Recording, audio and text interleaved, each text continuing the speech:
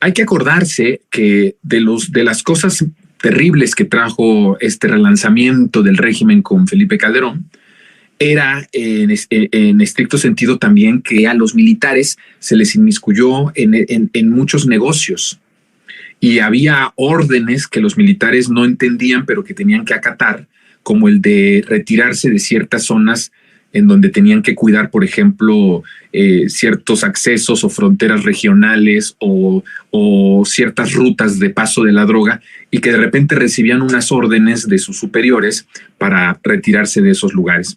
O al contrario, poner retenes en ciertos lugares que permitieran el libre paso de los aliados en ese momento del calderonismo, que eran los del cártel Sinaloa, y cerrarle el paso a los contrarios, ¿no? Estas decisiones, todo esto tuvo que haber sido evidentemente por una infiltración completa en ciertas áreas del ejército del crimen organizado a invitación de los poderes políticos, de los presidentes en turno, en este caso Calderón, que tenía por supuesto que tener aliados dentro del ejército, porque el ejército era quien iba pues a permitir y quien iba a permitir el libre acceso o el poder retenes para que no pasaran los contrarios. Entonces, al meterlos en esa lógica de criminalidad, no los salpica el hecho de haberlos sacado a las calles. Eso es otra de las cosas que tenemos que entender. No es que el ejército saliera a las calles y ¡pum!, se echó a perder, ¿no? Como muchos, por cierto, en la izquierda piensan que es como una cuestión automática, que el ejército sale de los cuarteles. ¿Cuántas veces no hemos escuchado de izquierdistas? Metan al ejército a los cuarteles, ¿no? O sea, ¿qué significa eso? Meter a los cuarteles, o sea, los encerramos y no los dejamos salir jamás. Solo pueden vivir ahí, no pueden salir.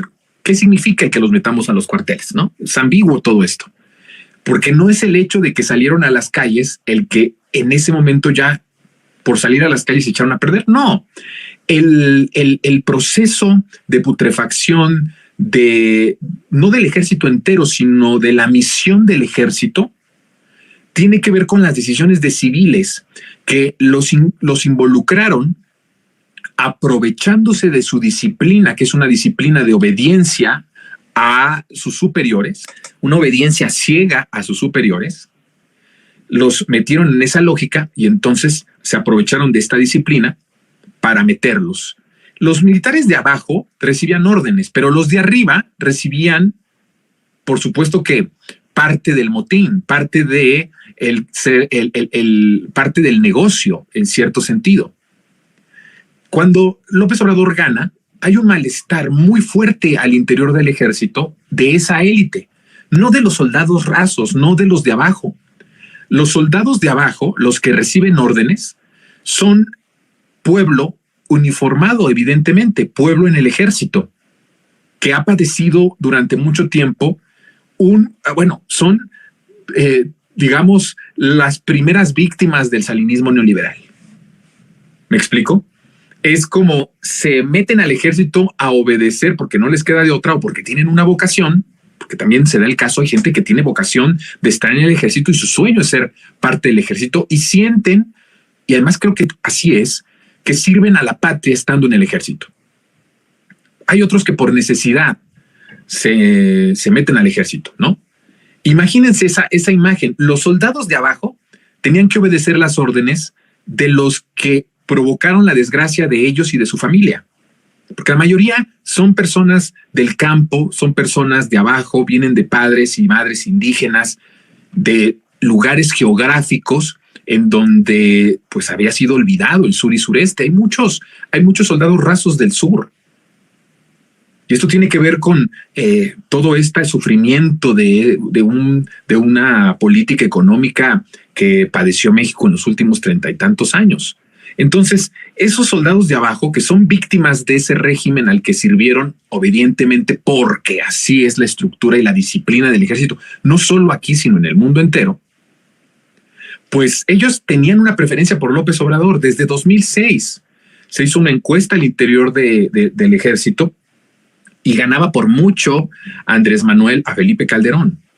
Y eso se repitió en el 2012 en donde hubo más, ahí hubo una competencia más cerrada, digamos, con Peña Nieto, pero en 2018 también se repite ese fenómeno de 2006, en donde la mayoría del ejército, que es gente de abajo, que es gente de padres que padecieron ese sistema económico opresor, empobrecedor del salinismo neoliberal, pues votaron por López Obrador. Pero los de arriba, la élite de arriba, que ya había sido, digamos, compartida de las conveniencias de un régimen que había metido al crimen organizado como parte estructural de un sistema, pues por supuesto que lo padecieron bastante también.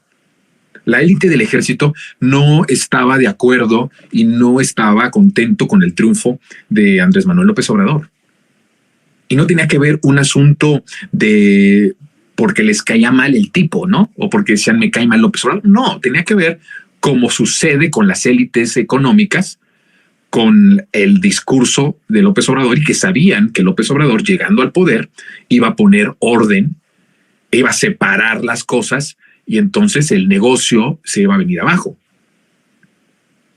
Entonces el enojo de esa élite del ejército sigue estando. No se ha solucionado. De eso hay que decirlo. El presidente habla de que lo obedecen. Sí, por supuesto, el ejército tiene que obedecer. Y el presidente ha sido un presidente que ha tomado decisiones, y el ejército es fiel a las decisiones de su comandante supremo. Pero eso no quiere decir que al interior del ejército haya también resistencias arriba, no resistencias abajo.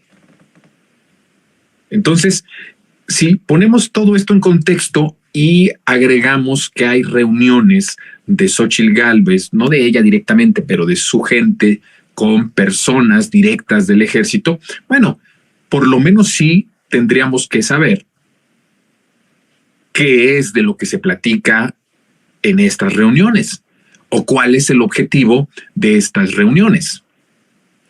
Nada más. Sospechoso, por supuesto, y sobre todo sospechoso en este contexto que les acabo de dar, de cómo la élite del ejército nunca estuvo feliz con López Obrador. La élite del ejército no votó por López Obrador, ¿me explico? El ejército en su conjunto sí, porque lo he dicho, ellos son parte también de los damnificados del sistema. Incluso es muy posible que muchas de sus familias hayan sido reprimidas en algún momento por el propio ejército. Entonces, pues claro, había un sentir de esperanza y un sentir de que algo se solucionara al votar por López Obrador, pero la élite nunca vio con buenos ojos al presidente de la República.